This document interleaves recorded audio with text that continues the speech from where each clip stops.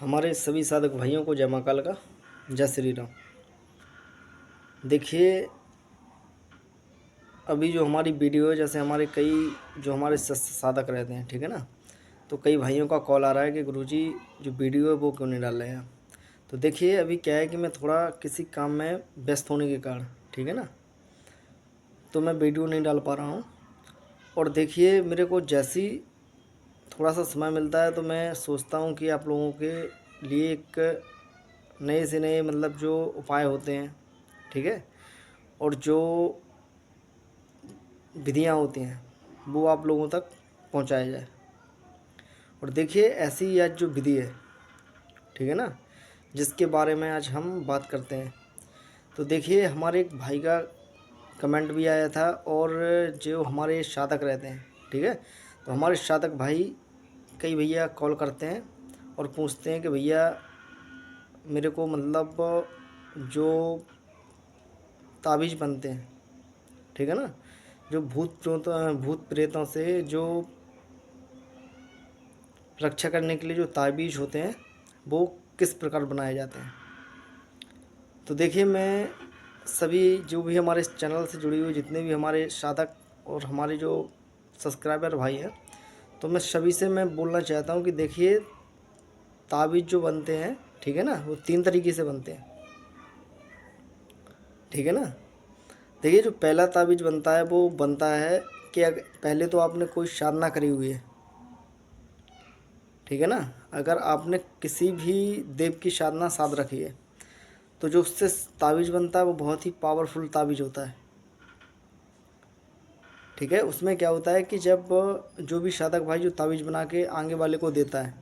तो उसमें क्या होता है, जो भी उसकी शक्ति रहती है, ठीक है ना, तो वो डायरेक्ट अगर उसने ताबीज़ में कोई भी मतलब सामग्री डाली हुई है ताबीज़ के अंदर, तो वो प्रॉपर कार्य करेगा वो ताबीज़, ठीक है। एक होता है तंत्र, और एक होता है मंत्र, और एक होता है यंत्र, ठीक है ना। और देखिए, ताबीज़ बनाने की जो विधियाँ हैं वो बहुत सारी विधियाँ हैं। जो भी गुरु हैं अपने अपने जितना उनको ज्ञान है, जितना मेरे को ज्ञान है, मैं अपने ज्ञान के हिसाब से बताता हूँ, वो अपने ज्ञान के हिसाब से बताते हैं, ठीक है ना। तो इसमें क्या होता है कि जो एक यंत्र रहता है, यंत्र एक जैसे भोजपत्र पर लिखा जाता है, ठीक है ना। तो भोजपत्र पर जो यंत्र बनता है एक उससे ताबीज़ बनता है, ठीक है। और दूसरा आता है, जैसे आप लोगों ने सुना होगा कि हमारी जो जड़ी बूटियाँ आती हैं, ठीक है, तो ऐसी ऐसी जड़ियाँ आती हैं कि जिनको अभिमंत्रित करके, मंत्रों के द्वारा अभिमंत्रित करके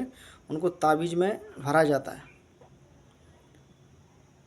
कि जिससे मतलब भूत प्रेत पिशाच जो भी मतलब बुरी शक्तियाँ होती हैं, ठीक है, वो सामने वाले के ऊपर अगर वो ताबीज़ पहने तो उसके ऊपर फिर हावी नहीं हो पाती है वो चीज़, ठीक है ना। और देखिए, मेरे पास एक भाई का कॉल आया था, वो मेरे से बोल रहे थे कि गुरुजी मैं अगर अपने घर पर रहता हूँ तो सही रहता हूँ, ठीक है, और किसी कारण से अगर मैं कहीं पे मेरे को काम कोई जॉब वगैरह मिलती है, मैं वहाँ पे कार्य करता हूँ, कुछ भी करता हूँ, तो वहाँ जाके मेरी तबीयत बहुत ख़राब हो जाती है।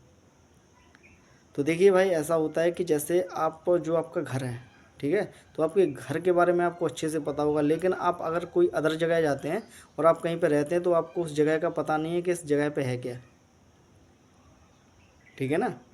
तो ऐसे में क्या होता है कि अगर कोई एक ताबीज़ अगर आपके गले में आप धारण किए हुए हो, तो उससे क्या होता है कि आपकी रक्षा होती है। कोई भी जो शक्तियाँ डायरेक्ट आप पे हमला करती हैं वो डायरेक्ट से आप पे उतना असर नहीं कर पाती हैं ताबीज़ के द्वारा। और अगर आप कुछ भी अगर ताबीज़ वगैरह धारण नहीं किए रहते हैं, तो इससे क्या होता है कि शक्तियाँ ऑटोमेटिक बहुत जल्दी मतलब जो होता है ना, कि अगर आप सामने बैठो तो आप पे प्रवेश कर जाती हैं वो चीज़, ठीक है। और देखिए, आने वाले समय में, ठीक है ना, इतनी लाजवाब इतनी बेहतरीन साधनाएँ मैं लेके आऊँगा आप लोगों के बीच में, ठीक है। और देखिए, मेरे पास बहुत से जो हमारे साधक हैं उनका कॉल आता है कि गुरुजी मेरे को साधनाएँ करनी है, मेरे को साधनाएँ करनी है। और जो जिसने मेरे से साधनाएँ करी हुई हैं, ठीक है ना, तो वो भाई बता सकते हैं कि साधनाएँ कितनी लाजवाब होती हैं। और कितने शानदार अनुभव होते हैं साधनाओं में, अगर देखिए मंत्र और विधि विधान सही होते हैं, ठीक है ना, तो उसमें इतना आपको सपनों के माध्यम से आपको मिलेगा जानने के लिए कि शक्तियाँ आपको बताती हैं सपनों के माध्यम से, ठीक है ना, कि आपके साथ क्या घटित होने वाले, क्या होगा क्या नहीं होगा, तो वो शक्तियाँ आपको बताती हैं, ठीक है। अगर साधना और मंत्र और विधि और विधान अगर सारे सही होंगे तो आप लोगों को हर एक चीज़ के बारे में नॉलेज शक्तियाँ देती हैं, ठीक है। और देखिए कई जैसे बैठे रहते हैं, किसी को किताबी ज्ञान है, ठीक है, एक 20 रुपये का इंद्रजाल आता है, कहीं से भी मेले से कहीं पे मेला लगता होगा तो वहाँ से एक 20 रुपये की किताब आती है इंद्रजाल, ठीक है। तो जो मतलब ढोंगी पाखंडी जैसे बैठे हुए हैं तो वो खाली उसी से पढ़ रहे हैं, ठीक है ना, कि उठाया और किताब से जो भी किताब में लिखा है अंड का संड दे दिया, अब चाहे कुछ भी हो आगे पीछे, ठीक है ना। तो उन लोगों को कोई मतलब नहीं रहता है,